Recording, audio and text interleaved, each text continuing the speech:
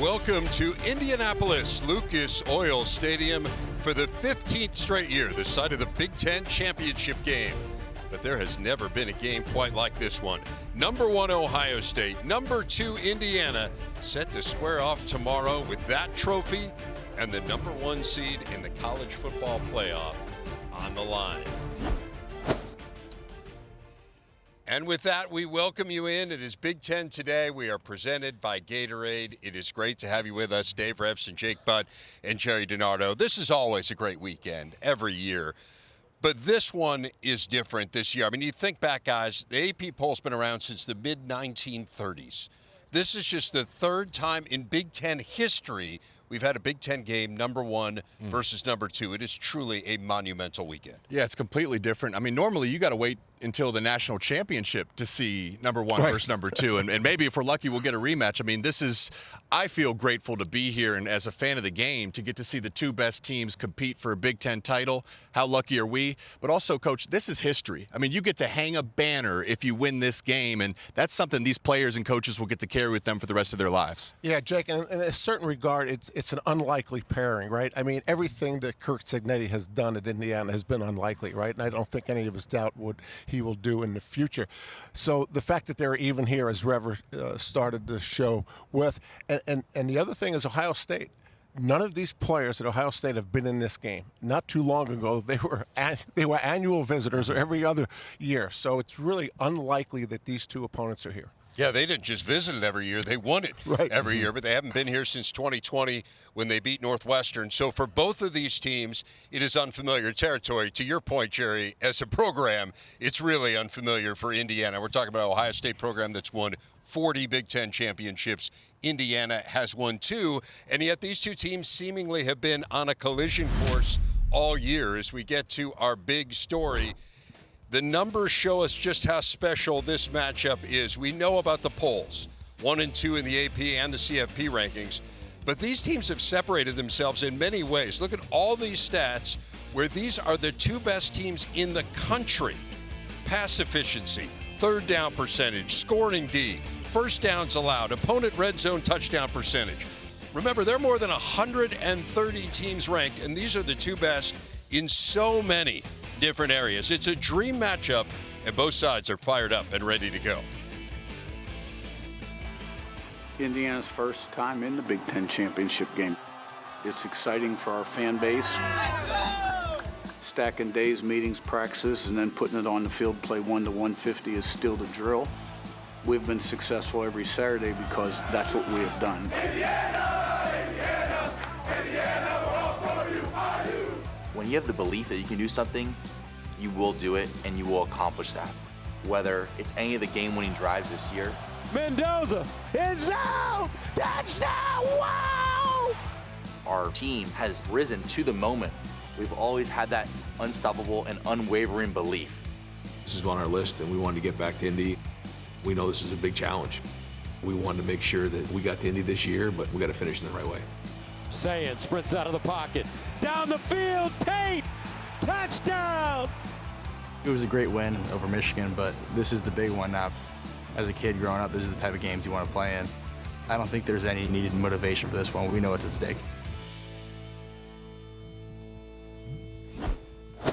Well, let's dive into these 2 teams, and let's start with the coaches. And, Jerry, we were sitting in this exact same spot 2 years ago on the day that Kirk Cignetti was introduced as the Indiana head coach. And after his press conference, he came up from Bloomington to Indy and sat with you and me and Howard and Nicole Auerbach, and he told us that he wanted to come up to Indy because his team would be here playing for the championship the next year.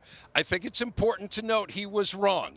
Right? He's a year late. We were waiting for him last year. They almost made it last year. But, hey, horseshoes and hand grenades. No, seriously, it's unbelievable. I mean, I think we looked at him and we said, this guy has no idea what he's getting into. And he was right, and we were wrong.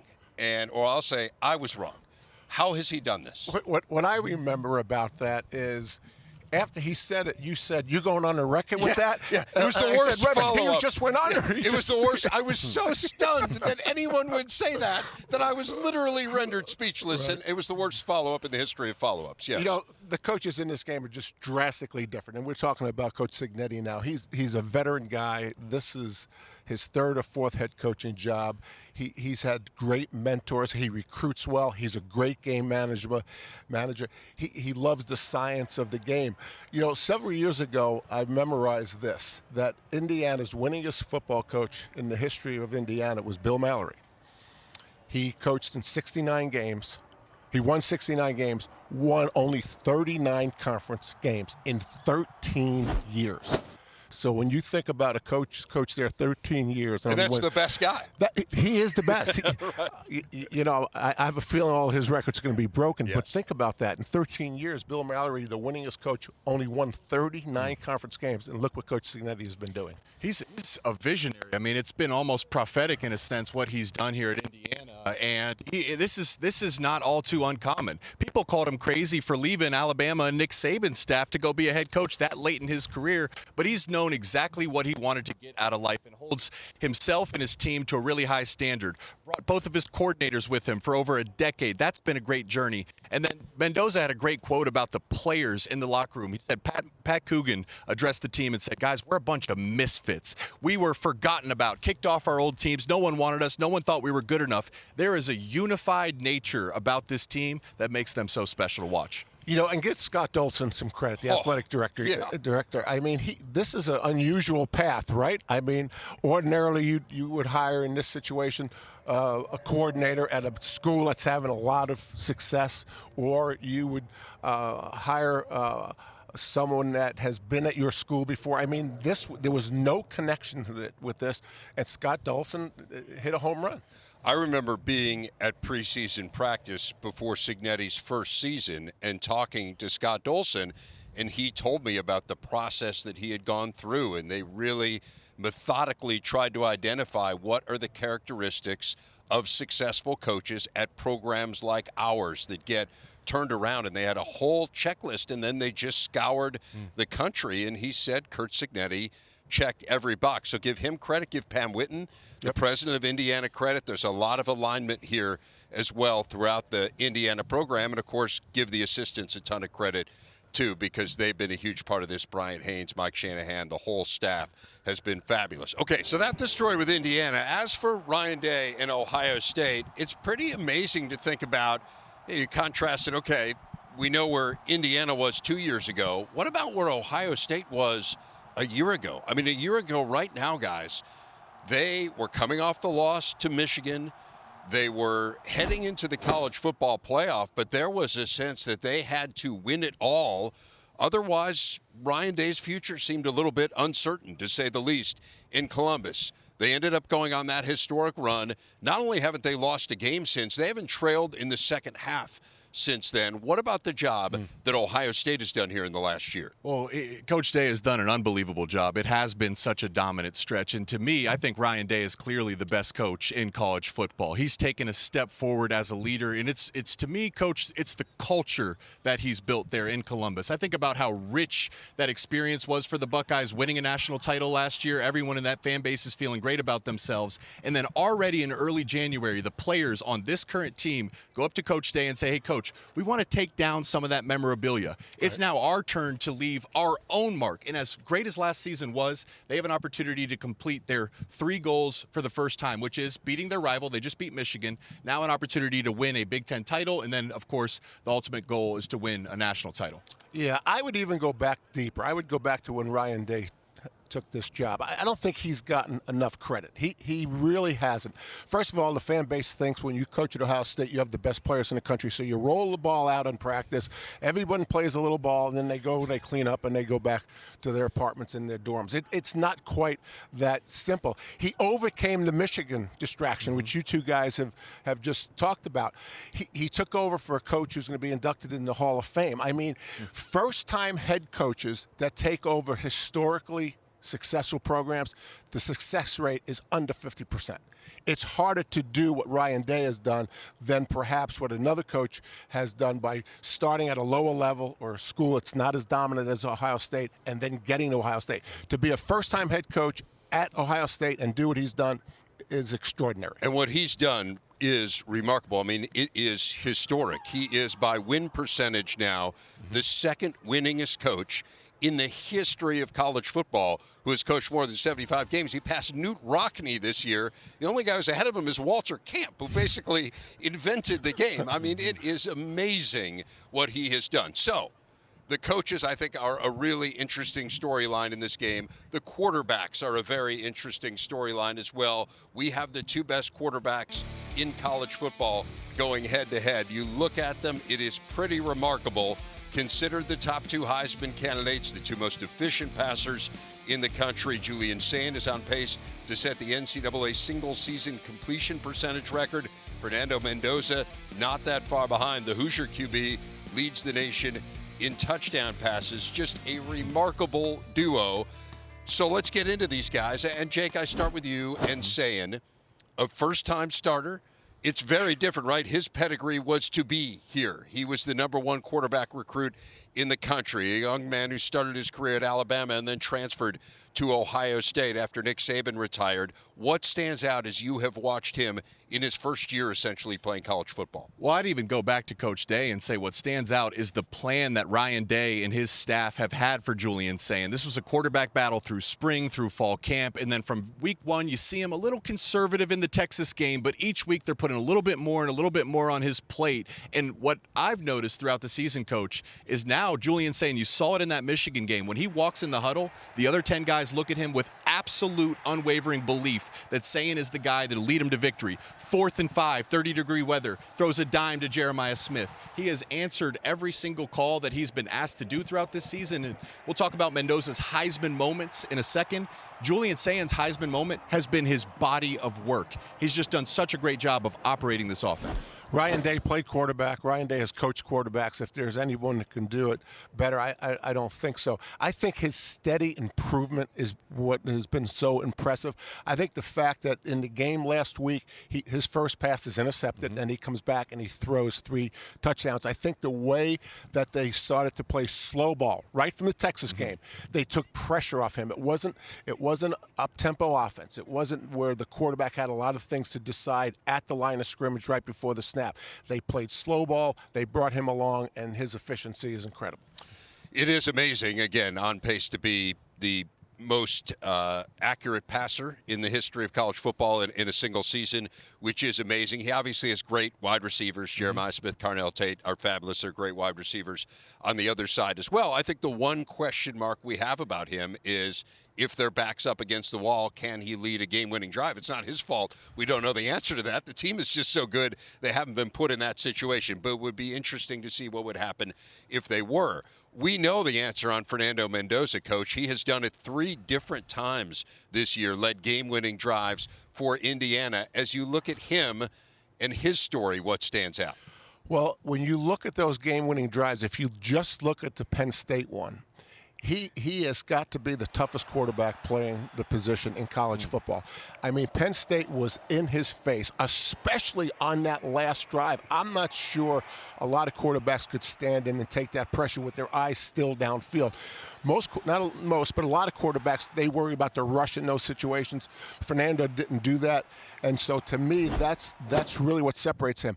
I'm concerned that in the biggest games, he's thrown 3 interceptions. I want to say Iowa, Penn State, and Oregon. And each one of those games where he led the game-winning drive, he threw a fourth-quarter interception. Yeah, and that's a concern. The fact that he can handle pressure in his face, that'll come out tomorrow night because he's going to have a lot of pressure in his face tomorrow night. I was in South Bend for the Indiana-Notre Dame game in last year's college football playoff, and obviously the Hoosiers came up short. And Cignetti came out and talked to us, and after we finished our segment, he said he started to crack a little smile. He's like, I think we're going to get us one at the quarterback position. It wasn't confirmed at the time that Mendoza was coming to Indiana, but he said, man, we have someone special coming. And special is the perfect word to describe Fernando Mendoza. And to your point, Coach, I mean, this is going to be a big game. This is going to be competitive. These are the 2 best teams in college football.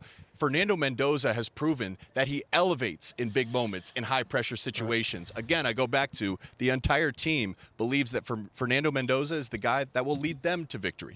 And his story kind of embodies Indiana's story, right? Here's a kid who went to a dozen quarterback camps, didn't get any offers. I mean, FIU down the street didn't offer him in Miami. He ends up committing to Yale. He's going to go there, and then at the 11th hour, Cal comes in with an offer. It kind of feels like he personifies this team, Jerry, which is a bunch of guys who were overlooked, who have proven to the world that they can get this done. Yeah, and he tells the great story about, I can't remember who the player was, said, we're a bunch of misfits and that, and he got everybody fired up. And Fernando said, we're really not a bunch of misfits, but it really helped us get ready for the game. But for us to think that tomorrow night on this field, the quarterbacks aren't going to be the biggest issue in the game would be silly. It's going to be a quarterback game. I love how you talk about his toughness, too, because trying to crack the code of scoring points and moving the ball against Ohio State's defense is like trying to crack the Da Vinci Code. So it's going to take all 11 people. His legs are going to be a big piece in this game. Yeah. He's probably going to take some big hits. That's going to be required for victory. But Mendoza, his toughness coach, he'll be the man for the job. I cannot wait. I mean, again, there are so many great sidebars to this game. We're going to take a deep dive into it as we continue here on Big Ten Today. But for now, let's send it to Mike Hall in Chicago. Last year's champ game was number 1 versus number 3. There's only one way to outdo that, and here we are, number 1 versus number 2 tomorrow for all the Big Ten marbles. Our big stat is presented by Gatorade. These two, not just the best teams in the country this year, they've been among the very best over the last 2 years. The Bucks lead the nation in win percentage in that span. IU is 3rd, just a hair behind an Oregon team who they beat this year in Eugene's. The top 3 win percentages in the country over the last 2 seasons, the 3 Big Ten teams that will make it to this year's college football playoff. Let's break this game down a little bit, guys. Let's start when Ohio State has the ball, Jake, against the Indiana defense. How do you see the matchup? Well, you said it earlier. We don't know how Sayan's going to respond in a close game, but we also don't know how Sayan will respond when he gets hit. No team has been able to pressure him. Ohio State has given up the second fewest sacks on the season. We knew Michigan, that was going to be their game plan, to get after Julian Sayan. They just couldn't touch him. I think the most improved group across the entire conference has been Ohio State's offensive line, and I'd throw in Bo Jackson, the freshman running back. Indiana's defense runs a ton of simulated pressure, coach. They were able to confuse Dante Moore. That was a big storyline in that game. Dante was not able to see and diagnose coverages. They were able to get coverage sacks. Can they pressure and make life challenging for Julian Sayan when he's standing in the pocket? Yeah, I think this is the most even matchup of all the matchups as you go down through, whether it's special teams, offense, and defense. You look at the best teams that Indiana's played at the line of scrimmage, Penn State, Iowa, and Oregon. They held up. They proved that they could play at the line of scrimmage. And that may come in tomorrow night, short yardage goal line and red zone, which has been a little bit of a problem for Ohio State's run game. On the other hand, when Ohio State gets behind the stakes, then it's going to be a challenge for Indiana to stop the explosives on the flank. So I would call this an even matchup. Yeah, you mentioned the red zone. Indiana has been fabulous there. We were talking about it earlier, the best red zone touchdown percentage allowed in the country. Teams don't get to the red zone very often against either of these teams, frankly, but when they do against both of them, it is really hard to score. Okay, so that's the situation when Ohio State has the ball. What about when Indiana has the ball, Jerry, against this fabulous Ohio State defense? Yeah, I think this is if there is a mismatch in this game, I think this is it, because it's not only the talent that Ohio State has, it's also the scheme, right? So we kid, it's not the Jimmies and the Joes, it's not the X's and the O's, it's the Jimmies and the Joes. In this case, they've got both. And so I think the matchup for Indiana at the line of scrimmage and on the perimeter against an Ohio State defense that has to be ranked the top defense in the country right now is a challenge for Indiana. I'm curious, can Indiana run the football, and how can they run the football? When you go back to their close games against Oregon, against Iowa, against Penn State, those are 3 of the best rushing defenses that they've seen this season, and Ohio State's rushing defense is even better than all those teams I just mentioned. This is an RPO-based Indiana offense. They are required to run the football, and then Mendoza can beat you off of play action and reading out the RPOs. The challenge, to your point, Coach, is the scheme for Ohio State. They run a 5-man surface. They put 5 guys on the line of scrimmage, and it's one-on-ones across the board. Not many teams can compete and win those one-on-ones with Ohio State's defensive line. And then, of course, Caleb Downs is the Swiss Army knife. When you're reading an RPO, Dave, you're looking at the one guy. It'll be Caleb Downs. How is he playing run or is he playing pass? To me, Caleb Downs, he's a 12th defender because he can play both. He'll line up at 12 yards past the line of scrimmage, indicating a give read, but then he triggers and comes downhill and hits your running back down in the backfield. So Mendoza will have to be able to keep his eyes on where number 2 is all throughout the game. This is a team that's run the ball so well, Indiana. I mean, 6 different games with 300 rushing yards. I don't think anyone envisions that they're going to get close to 300 here. But, Jerry, this is the area where Curt Cignetti talked to us as far back as when he was on the field with Jake at the end of that game last year against Notre Dame. And then when we were at camp visiting with him in his office this year, he said we had to get better on both lines of scrimmage, and this will be the ultimate test of that. But they've been tested. I mean, Penn State, not a great season, obviously, but great talent at the line of scrimmage. Iowa, who goes to Oregon and wins without owning the line of scrimmage, right? So they've been through that. The one thing I'd say, Jake, about the RPO is Ohio State's done a really good job defending that because most people run it.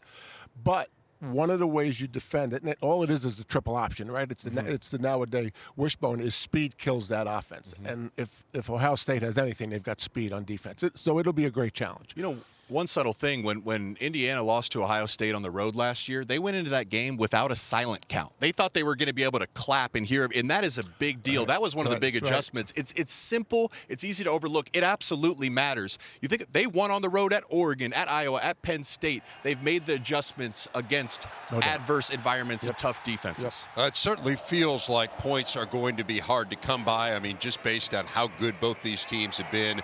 We're talking about the best scoring defense in the country and one of the best scoring defenses in recent memory in Ohio State, and then Indiana, number 2 in the nation in scoring defense. So many great storylines in this game, and it'll be fascinating to see how they match up against one another. We're going to have some final thoughts, the biggest things we are looking for here tomorrow. That's coming up in just a bit, but for now, let's go back to Mike in Chicago.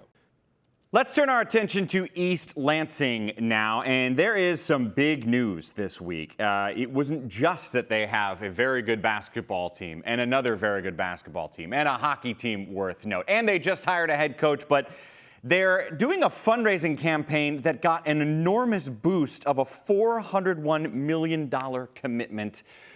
Talk about everything going on with the Spartans. We're happy to bring in Jay Batt, the athletic director there. And so let's start with this, Jay. It's this new campaign you guys launched to raise money in an attempt to secure the Spartan spot as a leader in college athletics. Why is this necessary now? Yeah, Mike. Well, we're in a very dynamic period of college athletics, as we know. And so bold leadership, stepping out, being aggressive is really important. And so on Tuesday, we launched our For Sparta campaign. It's a $1 billion initiative to really chart our course over the next, period of time, several years, focus on facility renovations, certainly Spartan Stadium, Breslin, several others. But, it also sets us up for student athlete experience and opportunities support that really puts us at a place where we're headed back to that top 10 athletic department where we belong. Well, $1 billion is ambitious, like you said, for sure. However, it feels a little more attainable when you get 40% of it in one fell swoop. What can you tell us about this gift that just came down to you? Yeah, we're tremendously humbled and grateful to Greg and Dawn Williams for this tremendous commitment to Michigan State and Michigan State athletics. Certainly, this commitment provides us the rocket fuel that we need to tackle all of today's challenges, and certainly it's a comprehensive gift that'll affect all of our student athletes and all of our programs. It'll give us a jump start on our facilities campaigns and provide our student athletes with a great opportunity. It also helps us supercharge our ventures enterprise that will serve as not only simply another vehicle, but a revenue engine that will put us in the position to be successful for years to come. What kind of timeline are you on for all these lofty goals?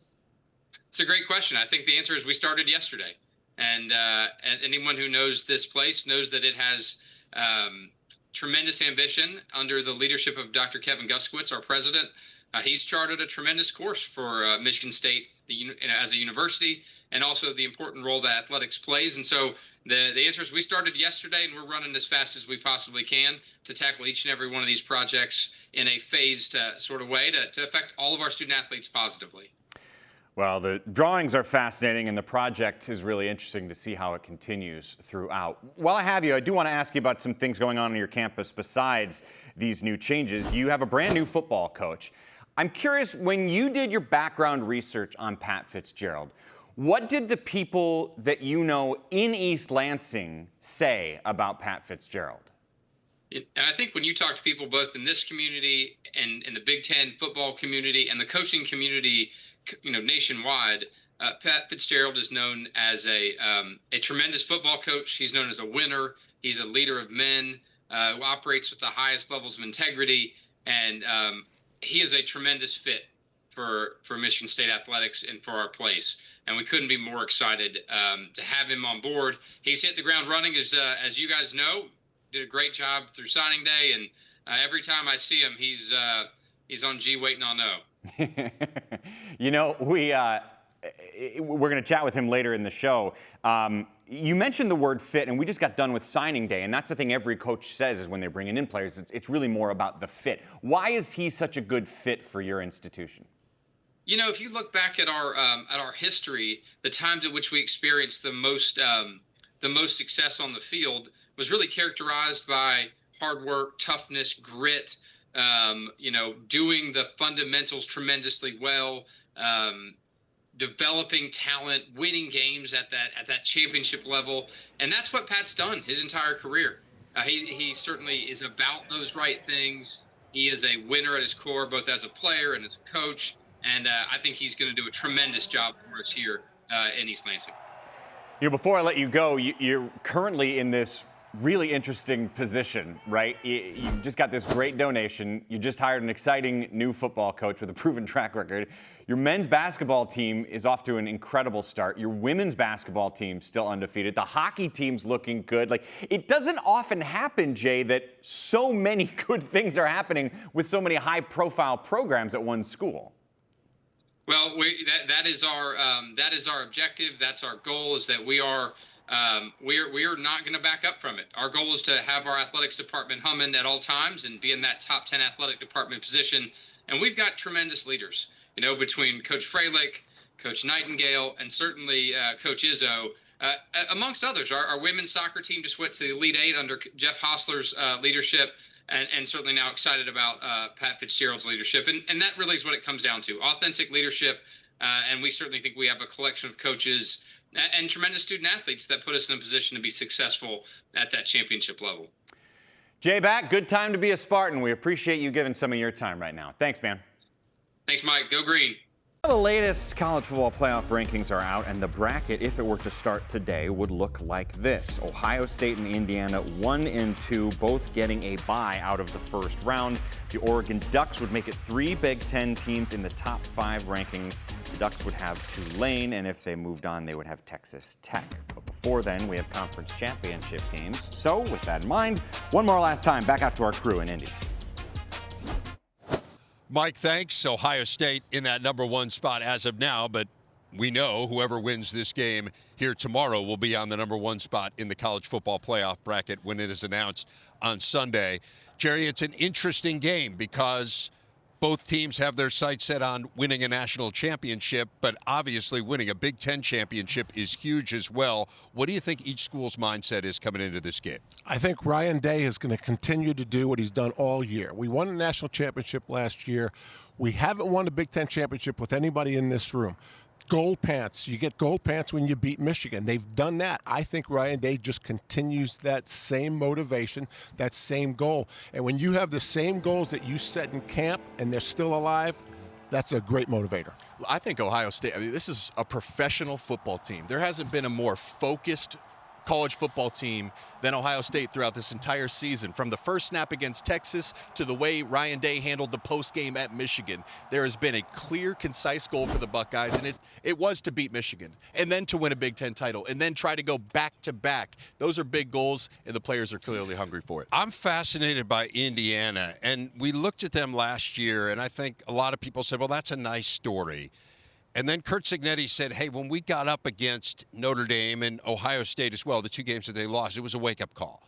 It helped us understand how far we still had to go. And I thought it was fascinating being at camp this year where they had a chip on their shoulder. And I thought, man, these guys feel like they have something to prove. And clearly they did. They believe they could be better. They did not see that as a flash-in-the-pan type of deal. So how do you take that next step? How do you go from being the team that surprised everyone last year but fell short to now being the team that's trying to win a Big Ten and win a national championship?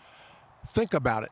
For any team in the country, even the teams that have the greatest history of college football, to do what Cignetti is trying to do in 2 years with the Indiana program is incredible.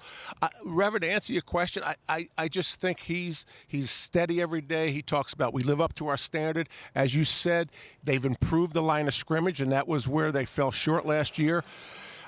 I don't like that they played Purdue in the last game. I wish it was a tougher game because I think momentum is on Ohio State's favor in coming off the Michigan win as opposed to coming off the Purdue win. Yeah, when Cignetti said Google me, it wasn't to see he was close or to be almost. He said Google me because he wins championships. He wins at the highest level, and this is an opportunity to prove that. To your point, Coach, the battle today started in the offseason, upgrading the line of scrimmage, going out and securing Fernando Mendoza. And I'd say the flip side to the Purdue versus Michigan conversation is Indiana's been beat up at key positions. Drew Evans, their starting guard, is back. Surratt is back healthy. Fisher missed some time through the season. So the most important thing for both these teams, actually, is they're healthy. And what a treat for us to see these teams at their best. Let's hope Google's updated their site.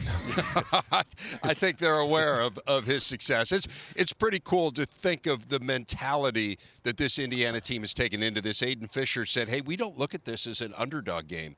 This is two giants clashing. Yeah. This is where we belong. Cannot wait to watch this one. We've got a lot more to say about this game. And thankfully, Mike, we have lots of time to say it. 2 hours of pregame coverage coming your way on Saturday. But for now, let's go back to Chicago. Head coach in Michigan State football history is a name familiar to Big Ten fans because Pat Fitzgerald has been a successful part of the league for 3 decades. First, a superstar player on those mid-90s Northwestern teams that rejuvenated the program. Then as a longtime head coach in Evanston where he won 110 games. But now he's buying a lot of clothes with green in them as he's in charge of the Spartans, and he's good enough to join us now. Pat, I got a bunch of questions for you, but let's start with this.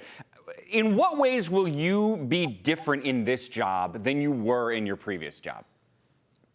You know, Mike, it's a completely different environment. I mean, from the minute I kind of agreed and we started going, I go into a compliance meeting and now I'm on the FaceTime with recruits and I'm having conversations about rev share and money and agents. And so where else you want me to go? It's completely different and it's exciting and it's challenging. But at the same time, football is football, and I could not be more honored, humbled, and excited to have myself and Stacy and the boys and our family become a part of the Spartan family. Will your approach to bringing in players, be it through recruiting or for the portal, be similar or different to what it was previously? Yeah, you know, obviously you're always going to be unique to your institution, and I'm actively trying to learn as much about every facet of what it means to live in East Lansing, to be here on this beautiful campus, to be, you know, in the Spartan athletic department. So I'm getting that education, but at the core, you know, of who this program is always going to be, and I said it at my press conference, you know, toughness was born here, and it's in our DNA, and it didn't take me very long in the interview process, my conversations with Coach Izzo, and then, you know, my obviously longstanding relationship with Mark D'Antonio and our competition against each other to know exactly what our identity is going to be, aspired to be. I still haven't met a ton of the players. Like, this is just kind of phase one, and man, sleep's overrated. I'll just put it to you that way, Mike. It is overrated. You know, you led me to my next question, which was when you were coaching at Northwestern, what are your memories of what it was like coaching against Michigan State? Your nose usually came out a little sideways. You know, I got hit with a ball in practice. I got to get this scar fixed from coaching at Loyola Academy. You got scars, you got cuts. You felt better like Wednesday or Thursday of the next week. You know, it was just every player fundamentally sound. Every aspect was complimentary. And then just a rabid fan base. I mean, you go into that tunnel in Spartan Stadium. I mean, I'm telling you, it was like, okay, it is on. And we've got a lot of work to do. This is not going to be a rebuild. This is going to be a rebirth. And we've got great players here. I've already watched a couple of games. We need to retain those guys. They're going to be the core of what we're going to do. And then we had an awesome, I'm so proud of the staff that I just met, you know, almost basically on FaceTime on Zoom on Tuesday, the way that they worked their tails off to sign an unbelievable recruiting class that we still got a few more hours. Hopefully we'll see. We're not done yet, maybe. Before you know it, half that group, if not 3/4 of it's going to be here. So I told that class, I'm like, listen, we're freshmen together. I'm like, what's that building? Where's this at? I couldn't even tell you which way is north. I know where the stadium's north from here. But Mike, if you can't tell, I'm over the moon. We got a big hockey game tonight against a team down the road. There's this devil in a blue dress coming in tomorrow. I was sitting next to Coach Izzo just a few minutes ago. I can tell he's already ready to go in the Breslin Center. So I was supposed to be in Naples for my birthday, and this thing went like that. And I promise you I'm not getting any tanner right now with the amount of phone calls I'm on. So starting to slowly get everything going. I mean, there's so much interest, so I've got to kind of work through things, starting to put one piece at a time together, staffing. But I'm so impressed with Coach Smith's staff. You know, Jonathan is a very good friend of mine, and I talked to him earlier this week, just like Coach D'Antonio, and I'm just thankful for our friendship, and I'm just so impressed with the people, that he has here around, our players, and just looking forward to taking kind of each step one moment, one hour, one half day, one day at a time. Yeah, I'm sure it's overwhelming right now. No, it's not overwhelming. It's awesome. I just got work to do, man. So. It's fun. When you look back at your 17 years at Northwestern, you had tremendous amounts of success. However, those last 2 years did not live up to the standard of what you'd built there. So when you look back, what was different those last 2 seasons? Yeah, I think in every college football program, you have some ebb and flow. And, we come off, the heels of a Big Ten West championship. And I think we were 10th in the country. And, you have what you have happen. You have graduation, you have maybe a mixture of young guys that hadn't played, maybe we weren't this, maybe we didn't coach well enough, and we had a couple of tough years, but our staff was relentless in rebuilding that program. And you look at the 2023 season, which I'm so proud of David Braun and the job he did, and I walked out, I was told I couldn't go back in the door, and he walked into that role and has done a phenomenal job every day that he's been there, and I'm so proud of him, so thankful for his friendship. But that was my team, and we rebuilt it. And an 8-win team that, say this humbly, but I say it also respectfully. My staff that was there said, Coach, we were Big Ten West champs, and we didn't have all the chaos that was created if you were here. So I'm proud of those players, man. Like, those are my guys. So, see what Dave's done. It's been awesome. How mentally prepared are you for Tom Izzo to kind of be at almost every practice? Oh, he can get in every drill. I was riding shotgun in the Iowa game, and Stacy and Brendan and Jack, and that's what we want to get this program back to. And Jay Batt has made it very clear that for us to be a top 10 athletic department, we need to get our football program back to a top 10 football program. That is not going to happen overnight, but I've met a bunch of the guys here. Their motivation is incredibly high. Their pride in this program is incredibly high. The amount of former players that I've already had a small snippet to have a chance to talk to or text with, the pride of the Spartans it runs deep. And that's why I'm here. Eventually, as I put the staff together here, that's why we're here. And then as we grow together as a program between now and by the time we get through spring ball, we are here to do this. And you kind of storm, then you norm, and then you form. And we're going to be in the storm for a little while. But that's just because of organizational change and organizational restructuring. But we're not changing, what the expectation is and the standard is. here in that Spartan program. We're just going to reestablish it. It's great talking to you, Pat. Looking forward to talking to you in the coming years. Thanks so much, man. Honored to be back. Go Green. So you look at the highest winning percentage by major college head coaches this millennium. Pretty impressive stuff. Ryan Day and Curt Cignetti, number 1 and number 2 on that list, and they are meeting up on Saturday. Let's hear from each of them. A year ago, objectively speaking, you would have to say that it became too big for us at some point in the second quarter. And we're going to find out Saturday how ready we are. What I can tell you about this football team is we've met every challenge up to this point because we prepare consistently the way you need to prepare. Last year, we went from Indiana to up north to, the 4 of those playoff games, and then we opened up the season with Texas. Well, here we go. We're back in it now. We're back into these monster games. It's a huge challenge. First off, the opponent, but just the fact that you have back-to-back weeks here now. So everybody's got to be on their A game. Well, the Big Ten has collaborated with the Indianapolis Public School Foundation to renovate the library and teacher lounge at James Russell Lowell School 51. This is in conjunction with the Big Ten football championship game happening in Indy this weekend. It's the 3rd area elementary school makeover the league has assisted in the last couple of years. It is such an amazing experience and privilege to have the Big Ten really come alongside of us and to ask us, what do you need? What can we do to help? And so reading is such a fundamental piece of all education, and our theme this year is Read to Grow. So it seemed really natural to consider how we could revamp our library. Each of our campuses has partnered with one classroom, depending on the grade, and then we have our student athletes associated with our SAC.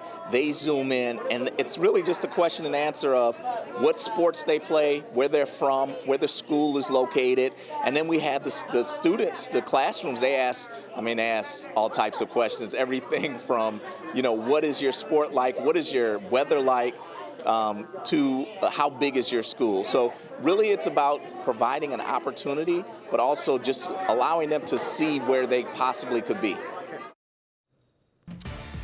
Hey, Saturday, we got a whole bunch of games, men's hoops on our air. You got Ohio State Northwestern, 3rd-ranked Michigan taking on Rutgers, and Washington taking on top 25-ranked USC. Coverage begins 2 Eastern, 1 Central time. Now, those are conference games. Andy Katz joins the show now to sort out stuff in the non-conference games on the day. All right, there are 5 big-time Big Ten men's basketball non-conference games on Saturday. Let's start in East Lansing. Duke at Michigan State. This is actually a return game of when Michigan State went to Duke during COVID, when the Champions Classic couldn't be on a neutral site. So Tom Izzo went to Cameron. This is the return game. Duke just beat Florida home. They're undefeated. Cameron Boozer, one of the best players in the country, if not the best freshman. Michigan State has a chance to win the rare sweep of the Blue Bloods, Kentucky, North Carolina, and Duke in the same season. Jeremy Fears, he is playing like a first-team All-American. Should be a great game on Saturday. Louisville taking on Indiana, renewing this rivalry in Indianapolis. How about Indiana, Hoosier Nation? Same day, basically almost the same street, Cambridge. You got Louisville, Indiana, down the street at 8 o'clock. You've got Indiana, Ohio State in the Big Ten football championship game. Indiana coming off their first loss of the season at Minnesota. Louisville, first loss of the season at Arkansas. So, no question, both these schools need this game. Iowa State at Purdue. Purdue Pete wears a hard hat. Everyone's going to need one in this game. This is going to be very physical. Cyclones really try to come after you, especially on the perimeter. Tough game, Id Mackey, but I like the #1 team in the country. Well, in their final game against TCU in San Diego, but then they rebounded and really pulled away from Northwestern. So, big-time rivalry in Madison. Important game, certainly, for the Badgers. Quote, Purdue Pete wears a hard hat. That's the analysis you only get from Andy Katz. Our day of Big Ten championship game coverage is coming your way, 10 Eastern 9 Central Time on Saturday. We'll take you all the way up to the kickoff between the Hoosiers and the Buckeyes. Again, it's such a busy day. We got a hockey doubleheader coming your way this evening here on the Big Ten Network. Then on Saturday, 4 different basketball games, plus we'll preview the upcoming Big Ten title game. When it's all done, you can wrap it back up with us here on the network. I'm Mike Hall. Have yourself a fantastic weekend.